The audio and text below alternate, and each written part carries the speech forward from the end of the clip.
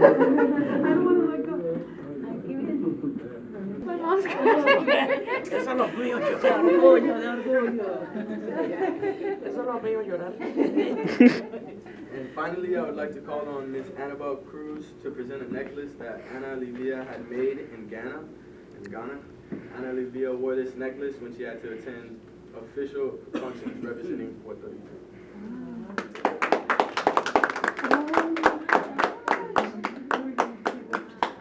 Oh my goodness, are you sure? Wow. That is so gorgeous. Thank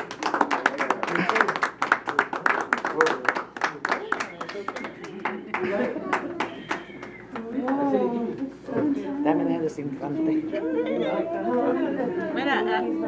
She brought the person who's now the head archivist to here to Ypsilanti to look at the papers.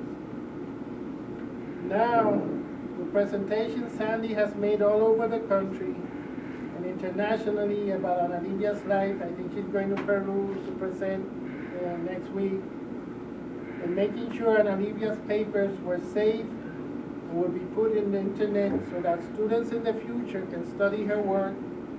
So I just wanted to say on behalf of the family, thank you, Sandy, for all you have done.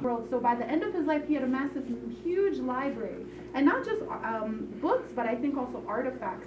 And so his collection was the founding collection that founded the Schomburg Library.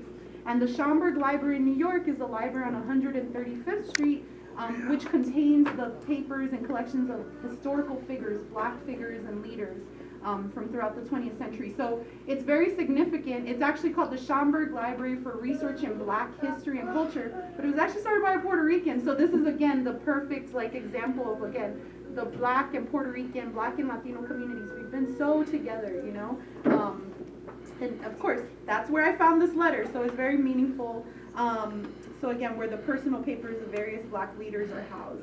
And again, I was going through Malcolm X's papers, and like they've already said, I was scanning the names. I was looking for a name in Spanish, and I found Ana Livia's letter.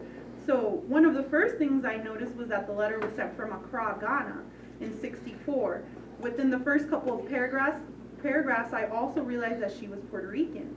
In the letter, Cordero explained to Malcolm X that Puerto Ricans and Afro-Americans needed to unite in their struggle because the sources of their oppression were simply two sides of the same coin. She offered Malcolm X various suggestions for how this work to be done, and she gave him contacts. And I always joke with people that my favorite part of the letter, at the end she's like, oh, by the way, here are some people in New York you should talk to.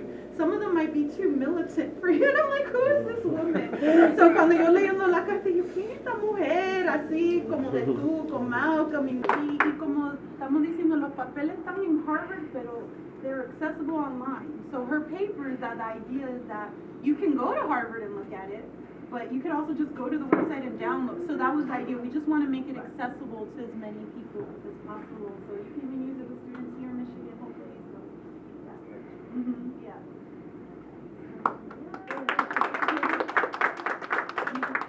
Whew.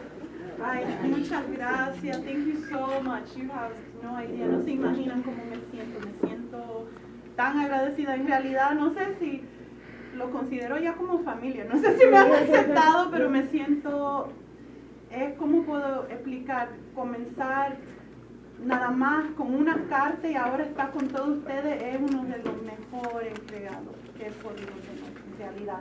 So to be able to go from just finding one letter, the letter everyone's talking about, where, you know, I go online and I could barely find anything, to now literally be with Ana Livia's children, grandchildren, friends, comrades, like, it is just the best feeling. I feel like, yes, I feel just so grateful. Muchísimas gracias. Yo escribí algo, pero en realidad me di cuenta, the first half is what everyone has already said about the letter, and pero si quiero, I could read it, but just, yeah, I never thought I would be here when I first learned about Ana Livia Cordero about 7 years ago.